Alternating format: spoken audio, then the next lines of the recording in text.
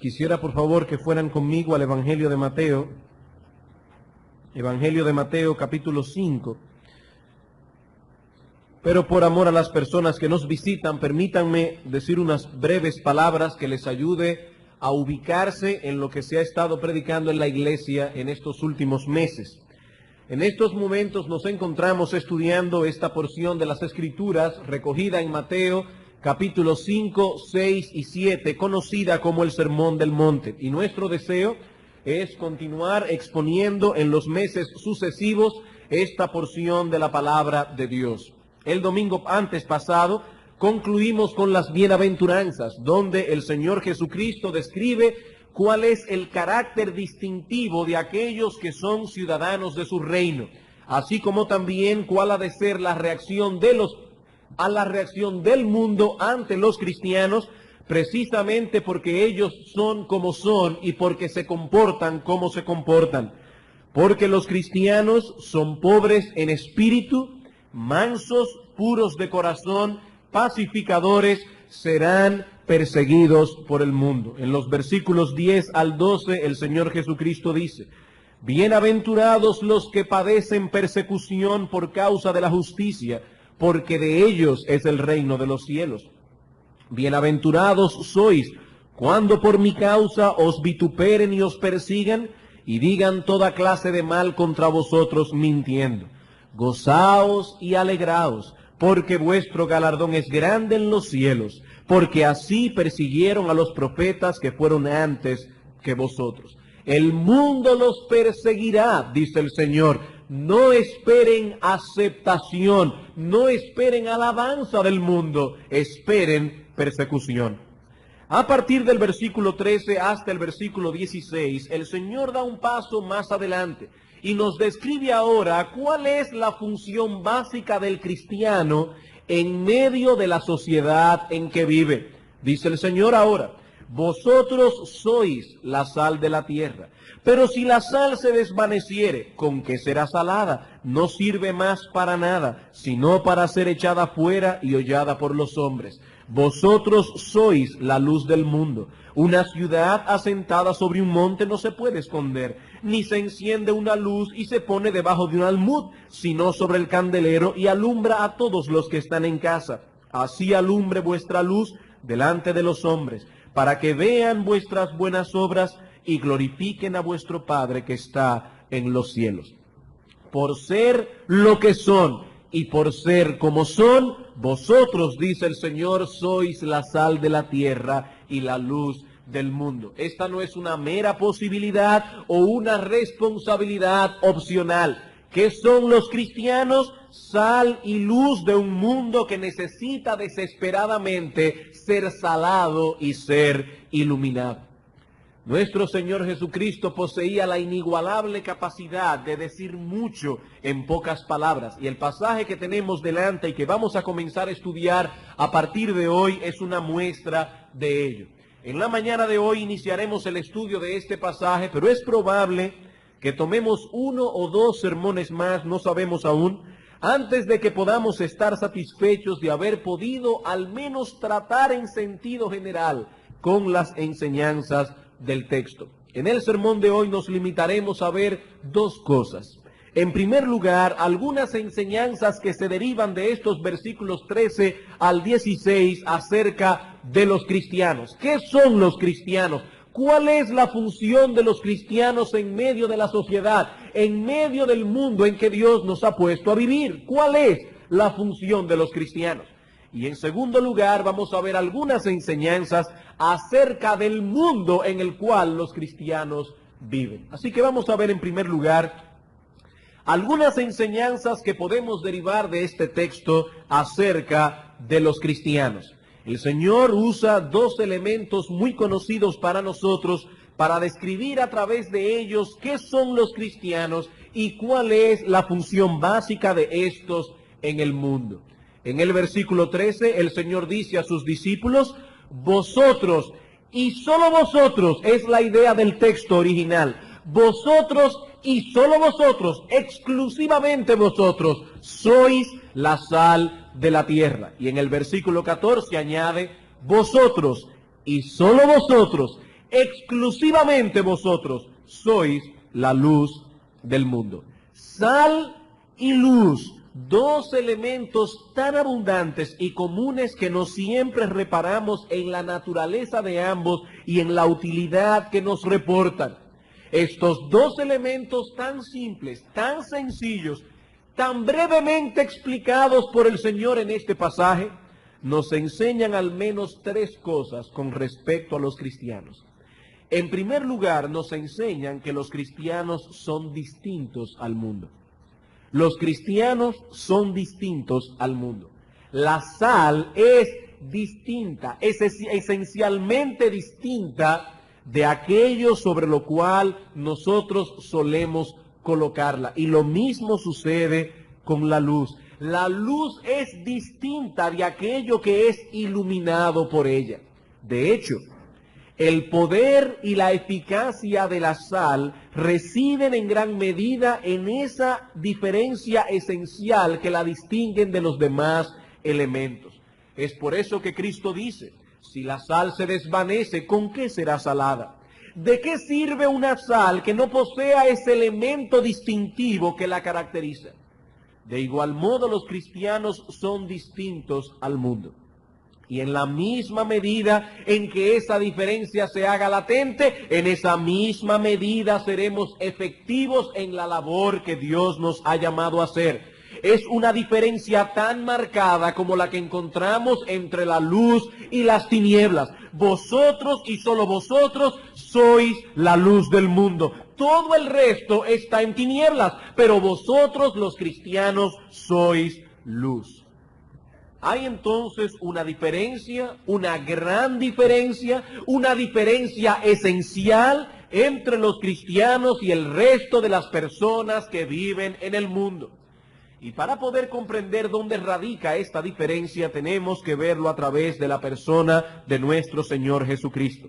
En el Evangelio de Juan, capítulo 17, en los versículos 14 al 16, el Señor Jesucristo está orando al Padre, en una oración que se conoce como la oración sacerdotal de Cristo. Y en el contexto de esta oración el Señor dice lo siguiente, versículos 14 al 16.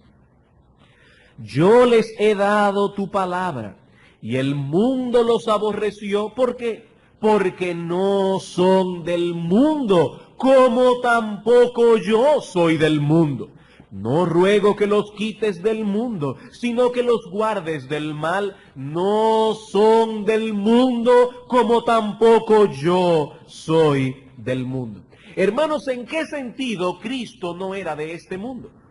¿Es que acaso había algo en él, ya sea en su físico, o en la ropa que usaba, o en el idioma en que Cristo hablaba, que lo hiciera parecer un ser de otro planeta, algo así como un extraterrestre? No, hermanos.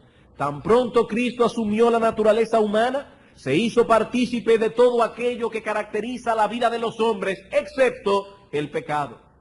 Cristo sintió hambre, cansancio, sed, lo mismo que el resto de los hombres. Su cuerpo y su alma eran totalmente humanos. El Señor tampoco usó una vestimenta especial que lo distinguiera de los demás, ni vino al mundo hablando en un lenguaje celestial que nadie comprendía. El Señor se identificó plenamente con su pueblo, se identificó plenamente con su cultura, excepto, repito, en aquello que en sí mismo era pecaminoso. Lo que lo hacía distinto no eran esas cosas externas. Cristo no era de este mundo porque su carácter, sus metas, sus anhelos, sus aspiraciones no eran terrenales. Para él no había nada más importante que hacer la voluntad de Dios. El Señor Jesucristo podía decir con más propiedad que el salmista David que la palabra de Dios le era más dulce que la miel y más preciosa que el oro. Cada decisión que Cristo tomó en su vida lo hizo a la luz de la eternidad, no de la temporalidad. Es en ese sentido que Cristo no era de este mundo y es en ese mismo sentido que los cristianos tampoco lo son. El Señor dice aquí al Padre, ellos no son del mundo, como tampoco yo soy del mundo. Hay una comparación entre Cristo y sus discípulos en ese sentido. Somos distintos. Eso fue lo que aprendimos cuando estudiamos las bienaventuranzas. El mundo exalta la soberbia y el orgullo. Los cristianos son pobres en espíritu. El mundo procura obviar y echar a un lado todo pensamiento que pueda causarle dolor, todo pensamiento que pueda minar la alta estima y la alta reputación que ellos tienen de sí mismos. Los cristianos consideran su propia pecaminosidad y lloran por ella. El mundo es agresivo, los cristianos son mansos. El mundo tiene como meta primordial ser feliz. Los cristianos procuran ser santos. Ellos tienen hambre y sed de justicia.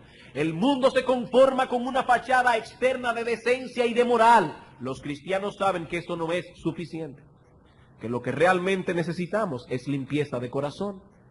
El mundo vive a la defensiva, los cristianos son pacificadores. El mundo exalta a los que se conforman a sus patrones terrenales y temporales.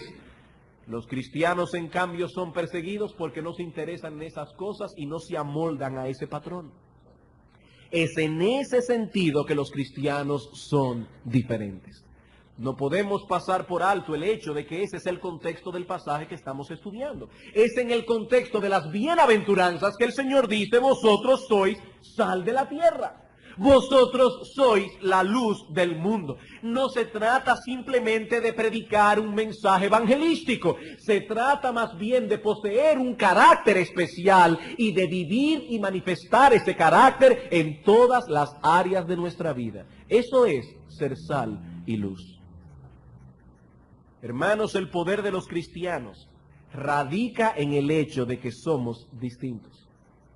Pero últimamente esto parece haberse perdido de vista. Y ahora la iglesia cree que será más efectiva si puede acercarse a un patrón de vida más parecido al patrón del mundo. Se supone que haciendo las cosas como ellos las hacen podremos presentar un mensaje más atractivo. Y algunas personas nos dicen: ustedes no van a poder ganar a los inconversos si no le brindan un programa más entretenido. Ustedes deben tener algo aquí como una especie de show, con un coro bonito que cante y la gente se entretenga. Estamos en el siglo XX, las personas no aguantan sentarse a escuchar un mensaje de la palabra de Dios de 1 hora, pero eso es exactamente lo opuesto al mensaje del Nuevo Testamento. En Romanos capítulo 12, el apóstol Pablo nos advierte que no debemos conformarnos a este mundo, que no debemos asumir ese molde. Eso sería quitarle a la sal del cristianismo su poder de salar. Si vamos a ser efectivos en la labor que Dios nos ha encomendado, tenemos que ser lo que somos: hombres y mujeres que han sido transformados por el poder de Dios y ahora se parecen a Cristo. ¿Saben lo que ocurre cuando un cristiano comienza a ceder y a conformarse con el patrón de vida que el mundo acepta? ¿Saben lo que pasa? Que el mismo mundo le pierde el respeto y no lo escucha. ¿Qué dice el Señor Jesucristo? Si la sal se desvaneciere, ¿con qué será salada? Ya no sirve más para nada, sino para ser echada fuera y hollada por los hombres. Si nosotros que profesamos ser cristianos nos avergonzamos del Evangelio, nos avergonzamos del carácter y del estilo de vida que el Evangelio promueve, ¿cómo podemos esperar que los inconversos nos respeten y respeten nuestra fe? Realmente debe ser un tonto aquel que da su vida por algo que no puede exhibir. Tiene que ser un tonto aquel que le entrega su alma y su corazón a algo que en el fondo le da vergüenza. Si nosotros decimos creer en el Evangelio y al mismo tiempo nos avergonzamos de aquellas cosas que distinguen a los creyentes, no tenemos más que dos alternativas. O el Evangelio es una tontería y en el peor de los casos una falsedad, o nosotros somos unos cobardes y unos inconsecuentes. Son las únicas alternativas que yo puedo ver. Algunos esposos inconversos, por ejemplo, presionan a sus esposas cristianas para que no vengan a la iglesia a adorar en el día del Señor. Y aún las manipulan, diciéndoles que si vienen a la iglesia, ellos se irán por ahí y quién sabe lo que harán mientras sus esposas están aquí adorando con una limpia conciencia al Señor. Otros sencillamente comienzan a pelear cada vez que ven a sus esposas preparándose para salir. ¿Qué deben hacer esas esposas cristianas en tal caso? Dios dice en su palabra que los cristianos no deben dejar de congregarse en el día del Señor, como hablaba el pastor Eduardo esta mañana. ¿Deben ellas ceder a las demandas de sus maridos para evitar problemas? Bueno, algunas esposas cristianas terminan haciendo eso por temor a que sus esposos se endurezcan aún más contra el Evangelio, por el hecho de que ellas vienen cada domingo a la iglesia, y no una, sino que para colmo lo hacen 2 veces en el mismo día. Pero la experiencia nos ha demostrado que tales hermanas terminan debilitándose en su fe y rara vez logran atraer a sus maridos con esa conducta tan inconsecuente y tan cobarde. Rara vez logran nada con sus maridos. Al hacer eso están diciéndole a sus esposos inconversos que Dios no es tan importante y que el Evangelio no es algo tan vital. Si hubiese sido un asunto de vida o muerte, ellas hubiesen decidido obedecer a Dios antes que a los hombres, y de ese modo hubiesen hecho ver a sus esposos inconversos que ellas están dispuestas a cualquier sacrificio antes que rebajar las demandas del Evangelio. Claro que lo van a hacer con un espíritu sumiso. No le van a decir, a mí no me importa, buen impío, a dónde te vayas, yo miré. No, hermanas, no estamos diciendo eso. Mi amor, lamento mucho tener que desobedecerte en esto, pero mi conciencia está atada a la palabra de Dios. Y Dios me dice en su palabra que hoy es el día del Señor. Hoy es el día del Señor. Hermanos, cuando un cristiano actúa como un cristiano y está dispuesto a pagar el precio que sea con tal de mantenerse firme en el camino del Evangelio, seguramente recibirá burlas y rechazos. Pero con su conducta dirá a todos los que le rodean que este asunto no es un juego. Y eso es precisamente lo que los inconversos necesitan ver. Si ellos van a creer en el Evangelio, tienen que estar seguros de que nosotros lo creemos. Y si nosotros creemos que este es un asunto de vida o muerte, no podemos ceder. Pero si comenzamos a rebajar los estándares para evadir el maltrato, terminaremos descristianizando nuestro cristianismo. La sal se desvanecerá y ya no servirá para nada, dice el Señor. ¿Para nada? Es realmente patético, triste, ver a una persona que profesa ser un extranjero y un peregrino en este mundo, suplicándole al mundo que lo acepte. Eso es patético. Muchos que profesan la fe se avergüenzan del carácter distintivo de los cristianos. Quisieran que el mundo vea que no somos tan mansos, que nosotros también sabemos comportarnos como lobos a pesar de que somos ovejas. No debemos extrañarnos entonces al ver cuán poca eficacia tiene la iglesia de nuestra generación. La sal se está desvaneciendo. Pero estos símiles nos enseñan algo más acerca de los cristianos. Ya vimos primeramente que los cristianos son distintos al mundo, pero ahora veremos la otra cara de la moneda. Si los creyentes son sal y luz, son distintos al mundo, pero al mismo tiempo los cristianos deben estar en contacto con el mundo. Somos distintos al mundo, pero al mismo tiempo los cristianos deben estar en contacto con el mundo. El Señor dice en el versículo 13, vosotros sois la sal del salero. No, la sal de la tierra. Vosotros sois la luz, no del planeta Marte, la luz del mundo.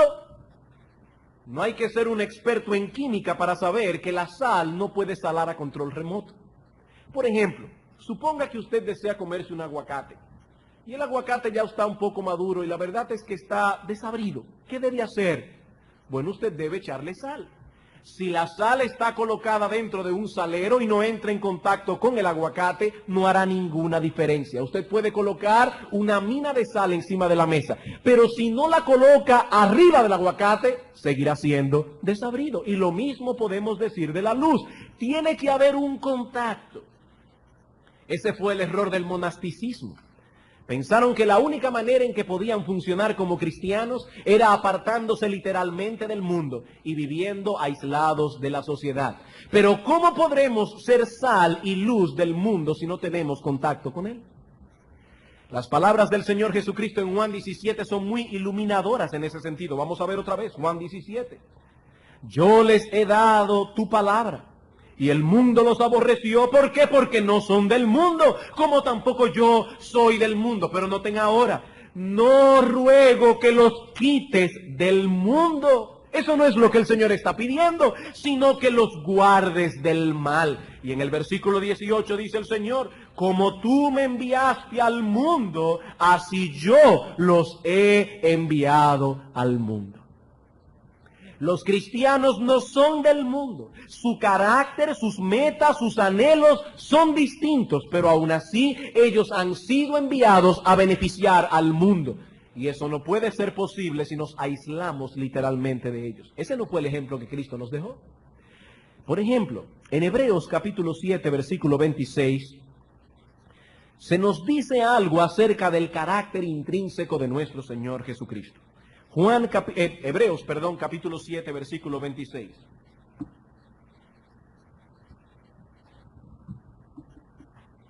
Porque tal sumo sacerdote nos convenía. ¿Cómo era ese sumo sacerdote? Santo, inocente, sin mancha, apartado de los pecadores y hecho más sublimes que los cielos. Nuestro Señor Jesucristo era impecable, apartado de los pecadores. Sin embargo, en Mateo capítulo 11, versículo 16, vemos otra cosa. Mateo capítulo 11, versículos 16 al 19.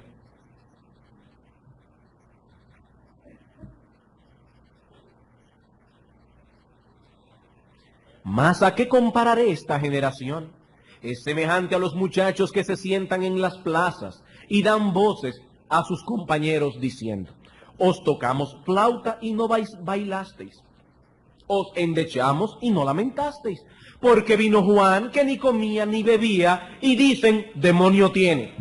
Vino el Hijo del Hombre que come y bebe y dicen, he aquí un hombre comilón y bebedor de vino, amigo de publicanos y de pecadores.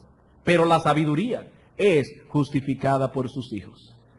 Los fariseos del tiempo del Señor decían, ¿cómo puede este hombre ser el Mesías si todo el tiempo está rodeado de pecadores, de publicanos, de rameras? ¿Ven el balance, hermanos? Por un lado el Señor era santo, inocente, sin mancha, apartado de los pecadores. Pero ahora se nos dice aquí que era al mismo tiempo amigo de pecadores. ¿Hay alguna contradicción aquí? No, hermanos, no existe ninguna contradicción entre estos dos textos. En todas las escrituras se nos advierte que no debemos intimar con los impíos, que las malas conversaciones corrompen las buenas costumbres, que el que anda con sabios será sabio. Pero ¿qué le pasa al que se junta con necios? Será quebrantado. No es apropiado que un creyente mantenga una amistad íntima con aquellos que ven la vida desde una óptica distinta a la óptica divina. Pero una cosa es guardarnos del pecado que hay en el mundo, cuidarnos de no permitir, de no entrar en una relación de intimidad con los impíos, y otra muy distinta, hacer una burbuja de cristal y apartarnos de las personas. ¿Saben una cosa? Hay algunos creyentes que anhelan esa burbuja de cristal. Piensan que sería fantástico, una gran cosa, comprar un gran terreno de tierra, un gran pedazo de tierra, y hacer una especie de comuna cristiana. Un pueblecito cristiano donde todos los que vivan allí sean creyentes. Así no había que preocuparse porque a medianoche un vecino nos despertará con una música altísima, y no precisamente de Mozart o de Bach. No habría que ponerle tantos candados a la puerta, ni estar diciéndole a los niños que entren en la bicicleta. No seríamos engañados por comerciantes abusadores. Eso parece una antesala del cielo. Suena casi perfecto, pero no es bíblico. La sal no puede guardarse para siempre en un salero. Cristo va al Padre. No te ruego que los quites del mundo, te pido que los guardes del mal. Como tú me enviaste al mundo, así yo los he enviado al mundo. Hermano, ¿alguna vez te has preguntado por qué Dios no se lleva a los cristianos al cielo tan pronto se convierten? Eso evitaría muchos problemas, no tendríamos tantas complicaciones. Pero esa no es la voluntad de Dios. Seguimos en el mundo porque el mundo necesita a los cristianos. El mundo necesita a los cristianos. Claro que ellos no lo ven de ese modo. Más bien nos persiguen y nos menosprecian, pero aún así Cristo dice que somos la única sal y la única luz que el mundo posee. Así que este asunto es una moneda de dos caras, como decíamos anteriormente. Por un lado debemos hacer ver al mundo que somos distintos, que nuestro carácter difiere del carácter de ellos, lo mismo que nuestras metas, anhelos, aspiraciones. Somos distintos y es precisamente en esa distinción que radica nuestra efectividad. Pero eso no es suficiente. No basta con ser distintos. Si no tenemos contacto con ellos, no podremos ejercer nuestra función. La sal y la luz no actúan a distancia. Hermano, permíteme hacerte algunas preguntas. ¿Reconocen las personas que te rodean que tú eres distinto? No que eres perfecto, no, distinto, distinto. En la forma en que te reaccionas cuando alguien te ofende, la manera en que tratas a tu familia, a tu esposa, a tus hijos, la forma como tú haces negocios. ¿Pueden percibir ellos que tu carácter difiere del carácter de ellos, lo mismo que tus metas, tus ambiciones, tus aspiraciones, tus anhelos? Hermana, ¿qué piensa la joven que trabaja en tu casa y que te ayuda con los quehaceres domésticos? Cuando ella no hace la cosa exactamente como tú se lo pediste y quema la comida o cualquier otra cosa, ¿qué piensan ellas de ti? ¿Que tú eres distinta? ¿Que tu carácter es distinto? ¿Qué piensan tus hijos? Los que te conocen en la intimidad del hogar. Hermano, hermana, debe ser honesto al tratar de responder esta pregunta. Los cristianos no son de este mundo y por lo tanto el mundo debe percibir que no somos de aquí, que somos diferentes, que somos extranjeros. Pero veamos ahora la otra cara. ¿Qué tan cerca estás de ellos de modo que tu vida pueda influenciarlos? ¿Qué tan cerca? No estamos hablando aquí de tener comunión con las tinieblas, estamos hablando de ser sal y luz en medio de las tinieblas. Cuando tus vecinos tienen un problema, una dificultad, ¿saben ellos que cuentan con una persona que puede tenderles la mano? Y cuando tus familiares están en el hospital, ¿tu presencia se hace siempre manifiesta allí? ¿O pueden ellos quejarse con razón de que solo visitas a los hermanos de la iglesia? ¿Qué piensan ellos? ¿Qué piensan ellos? Hermanos, si somos descuidados en esas cosas, ¿cómo podremos ser sal y luz del mundo? Los cristianos son distintos, diferentes. Ellos son santos en medio de un mundo que rechaza la santidad y la justicia. Pero una cosa es ser un santo y otra cosa es ser un monje. Son dos cosas diferentes. Cristo no ha llamado a los suyos a encerrarse en un monasterio. Aunque debemos decir que tampoco los ha llamado a enredarse en la basura del mundo. Ninguna de las dos cosas. Tiene que haber un balance en esto. Cristo comió y bebió con los pecadores, pero nunca se emborrachó con ellos. Nunca. Ni participó de sus chistes indecentes. Ni rebajó sus estándares de santidad para ser aceptado. He ahí la difícil tarea que Dios ha encomendado a los cristianos. Salar al mundo, iluminar al mundo, pero sin ensuciarse con él. Esa es la labor que Dios nos ha encomendado. Pero hay algo más que aprendemos de los cristianos en esta figura que usa el Señor en Mateo 5, 13 al 16. Hemos visto los cristianos son distintos al mundo, están en contacto con el mundo y ahora veremos en tercer lugar que los cristianos permanecen en el mundo para beneficiar al mundo. Los cristianos permanecen en el mundo con la única función de beneficiar al mundo.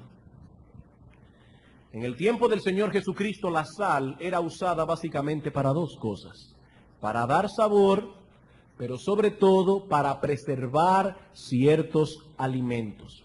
Recuerden, hermanos, que en el tiempo del Señor no había refrigeradores como lo tenemos ahora. Para preservar la carne había que salarla. Hay muchos gérmenes en el animal mismo, así como en el ambiente, de modo que si no usamos algún sistema de preservación, ¿qué pasa? La carne se putrefacta, se pudre, se daña. Ahora, noten algo interesante. La sal no sirve para otra cosa. ¿Qué dice el Señor? Vosotros sois la sal de la tierra. La sal no sirve para otra cosa.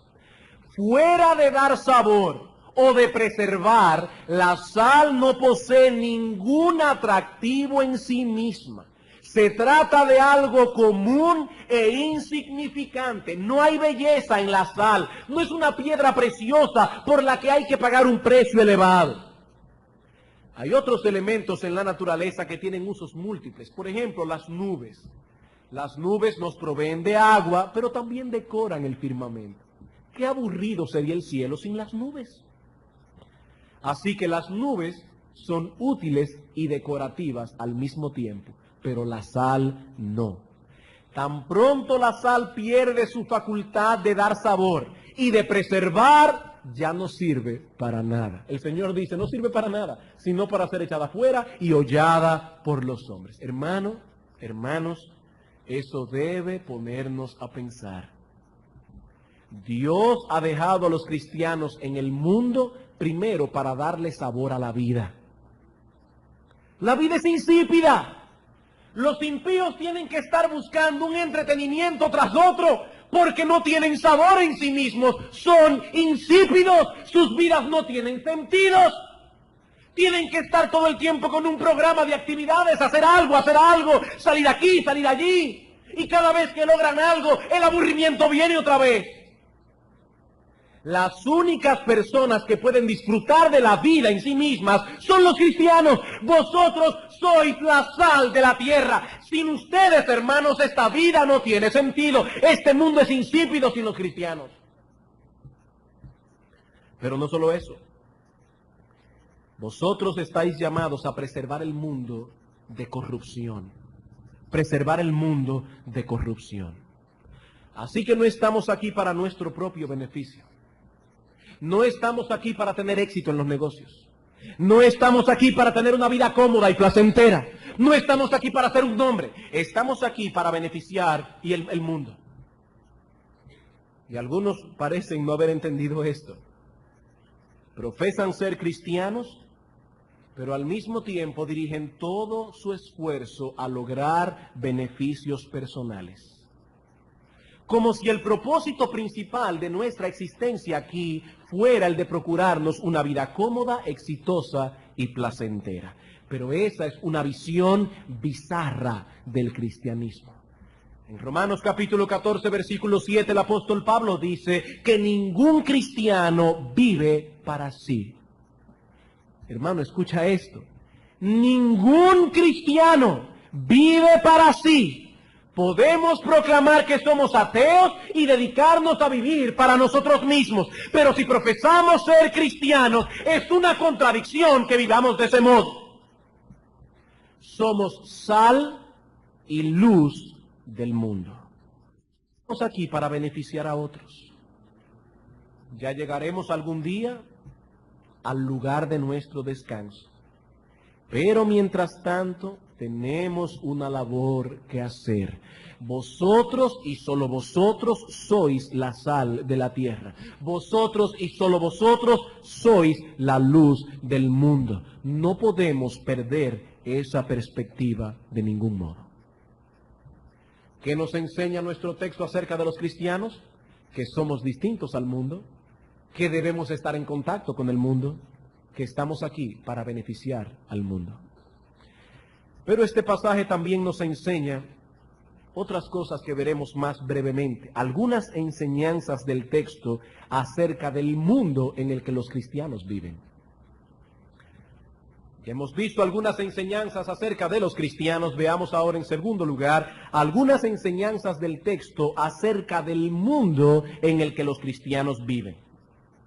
Si los cristianos son la única sal y la única luz que el mundo posee, ¿qué quiere decir eso, hermanos? ¿Eso quiere decir que vivimos en un mundo insípido? tendiente a la corrupción y sumido en tinieblas. Sumido en tinieblas.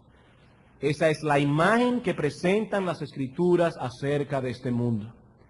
En Primera de Juan, capítulo 5, versículo 19, el apóstol nos dice que el mundo entero está bajo el maligno.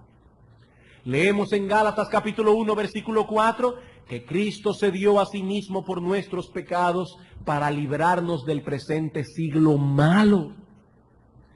En Efesios capítulo 2 el apóstol nos dice que todos nosotros vivimos en otro tiempo, siguiendo la corriente de este mundo. ¿Y cuál es esa corriente? Conforme al príncipe de la potestad del aire, el diablo, Satanás, la serpiente antigua, el espíritu que ahora opera en los hijos de desobediencia. Esa es la visión bíblica del mundo. Con todos los avances científicos que hemos tenido en este siglo, con todo y la revolución tecnológica que hemos experimentado, sobre todo en los últimos años, por todas partes podemos ver señales inequívocas de decadencia, propias de un mundo que está en tinieblas y que se corrompe cada vez más y más. A finales del siglo pasado, muchos filósofos y pensadores se hicieron grandes ilusiones con respecto al siglo XX. Le llamaban, antes de que llegue, el siglo de las luces. Esto sería fantástico. Todo parecía indicar que una época de oro estaba a punto de comenzar. La teoría de la evolución, no solo en su aspecto biológico, sino sobre todo en su aspecto filosófico, llenó a todos estos hombres de un gran optimismo. Como alguien ha dicho, la idea rectora era que toda la vida progresa, se desarrolla, avanza. Esto se nos decía en un sentido biológico. El hombre había procedido del animal y había llegado a una cierta fase de desarrollo. La verdad es que para haber venido de un mono no estamos tan mal. Eso es lo que están diciendo. Pero este progreso todavía se enfatizaba más en función de la ideología, pensar y perspectiva del hombre.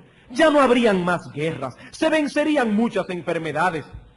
El sufrimiento iba no solo a disminuir, sino a desaparecer. Sería un siglo sorprendente. Se iban a resolver la mayor parte de los problemas porque el hombre por fin había comenzado a pensar. Las masas por medio de la educación ya no iban a entregarse a la embriaguez y el vicio. Y como las naciones iban a aprender a pensar y a reunirse a hablar en vez de pelear, todo el mundo se convertiría muy pronto en un paraíso. Hermanos, si pasamos un balance honesto al siglo XX, ahora que estamos a punto de comenzar el siglo XXI, veremos que estas expectativas fueron totalmente defraudadas. A medida que el hombre ha ido avanzando tecnológica y científicamente, ha ido descendiendo moral y espiritualmente. Como decía un cómico del pasado, científicamente el hombre es un gigante, moralmente es un pigmeo. Estos pensadores y filósofos no tomaron en cuenta el hecho de que vivimos en un mundo caído, un mundo que por sí mismo tiende a supurar, botar pus. Cristo dijo a sus discípulos, vosotros los cristianos, y solo vosotros, sois la sal de la tierra, la luz del mundo. El mundo los perseguirá. No por ser fanáticos ni impertinentes. Los perseguirá por exhibir el carácter descrito en las bienaventuranzas, por parecerse tanto a Jesucristo, pero aún así vosotros seréis la sal y la luz de este mundo insípido y corrompido. Hermanos, los incrédulos nunca aceptarían lo que voy a decir ahora, pero este mundo necesita desesperadamente la influencia de cristianos genuinos sobre ellos. Ellos no aceptan eso. Pero este mundo necesita desesperadamente de nuestra influencia. Este mundo está supurando moral y espiritualmente y necesita desesperadamente de los cristianos verdaderos para impedir el avance de la putrefacción.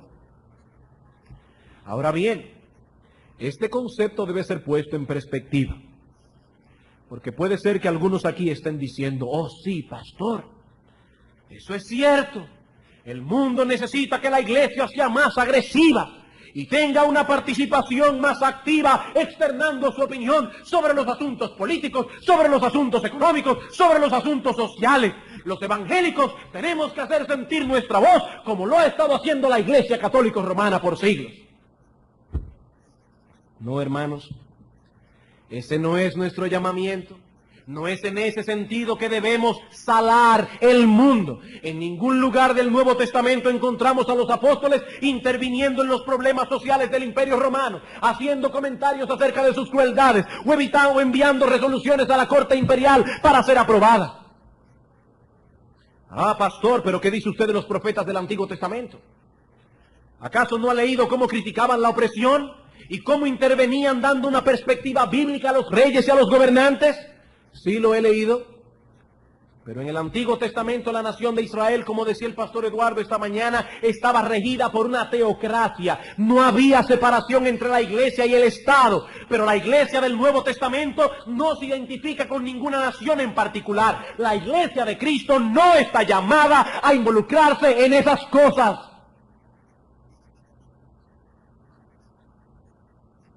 Los cristianos, como individuos que somos también ciudadanos de la nación.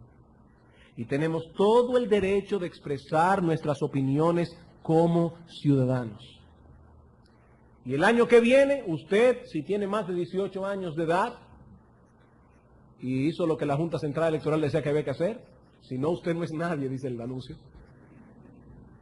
usted irá a votar por el partido de su preferencia. Pastor, ¿y cuál es el partido que la iglesia va a apoyar? La iglesia no apoya ningún partido, que cada cual vote por el que quiera votar. Ese no es nuestro problema. Somos ciudadanos de una nación y tenemos todo el derecho de expresarnos como ciudadanos. Y si Dios te da la oportunidad de hacer el bien desde una posición gubernamental, hazlo. Ese no es el punto. Lo que estamos diciendo es que la función de los cristianos como sal y luz del mundo no tiene que ver con pronunciamientos políticos, sociales o económicos. El problema nuestro no es estar en el palacio brindando champaña con el presidente. Déjenle eso a los líderes católicos. A nosotros Dios nos ha llamado a otra cosa. Dios nos ha llamado a predicar el Evangelio y a edificar a la iglesia de los santos. No vamos a rebajar nuestro llamamiento haciendo cartas al gobierno y haciendo sentir nuestra voz. En la misma medida en que la iglesia hace lo que tiene que hacer, predicar la palabra, edificar a los santos y vivir como cristianos, en esa misma medida la corrupción disminuye. Eso lo vemos vez tras vez en la historia de la iglesia. Las reformas y avivamientos siempre han traído consigo indirectamente una disminución de los males que afectan la sociedad.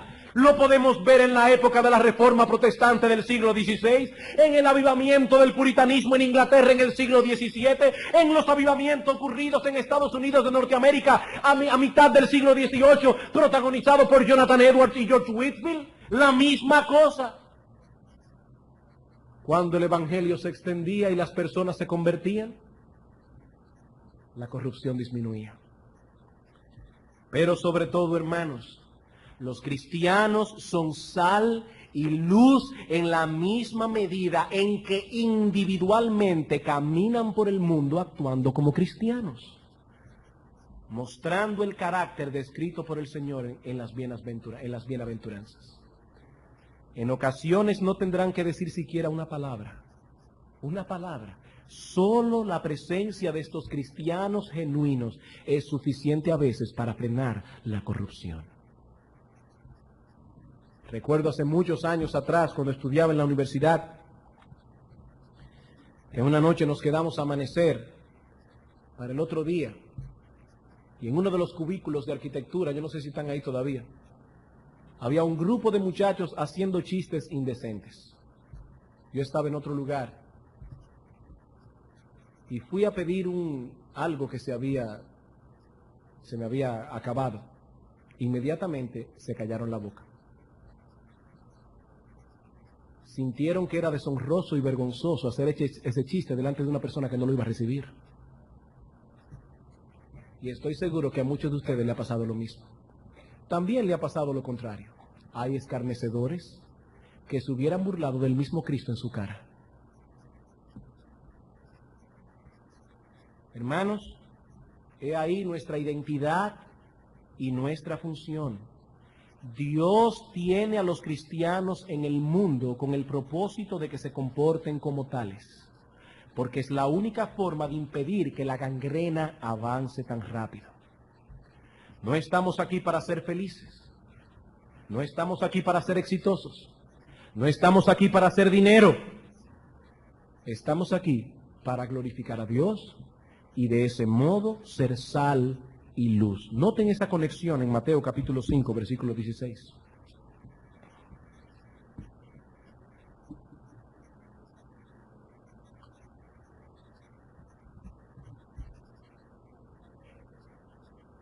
Así alumbre vuestra luz delante de los hombres, para que vean vuestras buenas obras y glorifiquen a vuestro Padre que está en los cielos.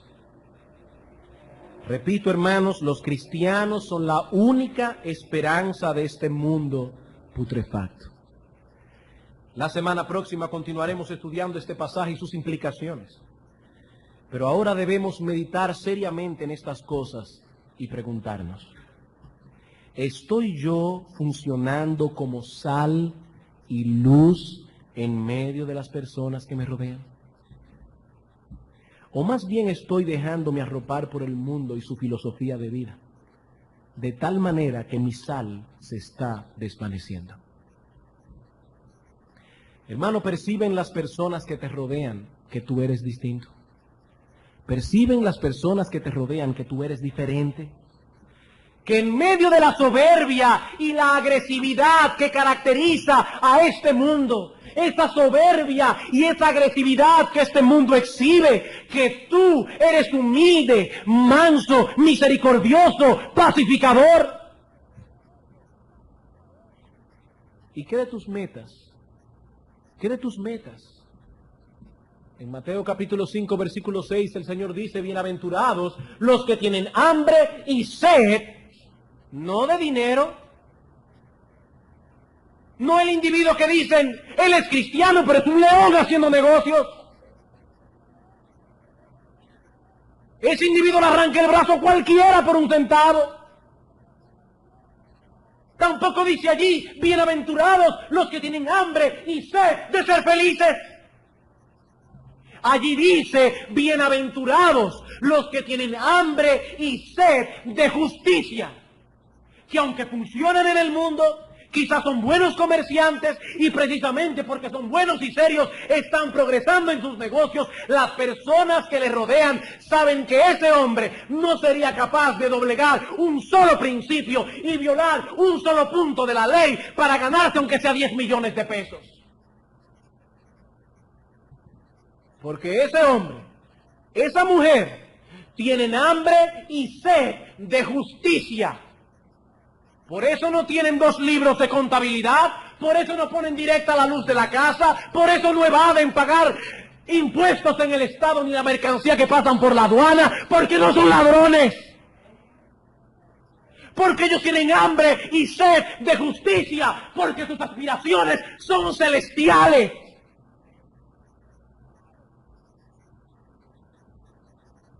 Y yo te pregunto, hermano, ¿perciben eso las personas que te rodean?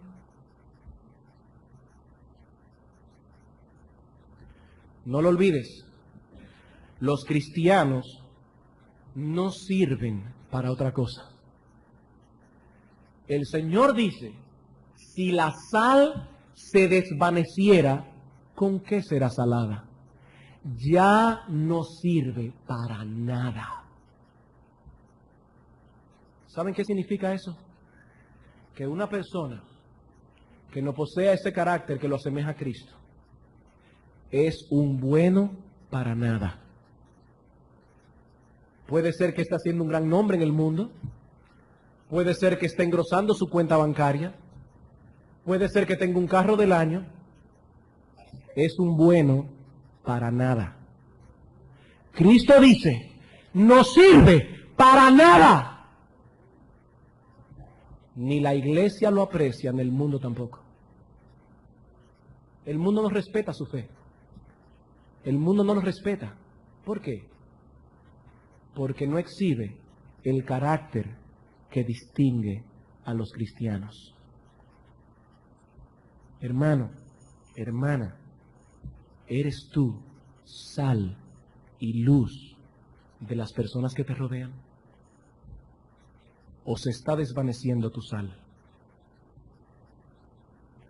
Que el Señor nos conceda, hermanos, responder estas preguntas con honestidad. Vamos a orar. Nuestro Señor, aún un hombre como el apóstol Pablo, en una ocasión tuvo que pedir a la iglesia de Éfeso que orara por él, para que él pudiera predicar con denuedo, con valentía, sin temor tu palabra. Padre, ayúdanos porque somos débiles y hemos de reconocer que a veces nos hemos avergonzado del Evangelio. No solo de predicarlo, Señor, nos hemos avergonzado de vivir a la altura del Evangelio, de mostrar al mundo que nosotros no somos como ellos, de mostrar al mundo que los cristianos son humildes, mansos, misericordiosos, pacificadores. Ayúdanos, oh Señor, perdona nuestros pecados, pero danos la gracia que necesitamos para poder vivir a la altura del llamamiento celestial. Que cada día más nosotros nos parezcamos a nuestro bendito Salvador. Padre, sé con nosotros ahora. Ayúdanos a meditar en estas cosas, no para que caigamos en una depresión espiritual al ver nuestro pecado, porque hemos visto, Señor, nuestro pecado, pero para que levantemos las manos caídas y las rodillas paralizadas y hagamos sendas derechas para nuestros pies, para que lo cojo sea sanado, para que vuelva al camino.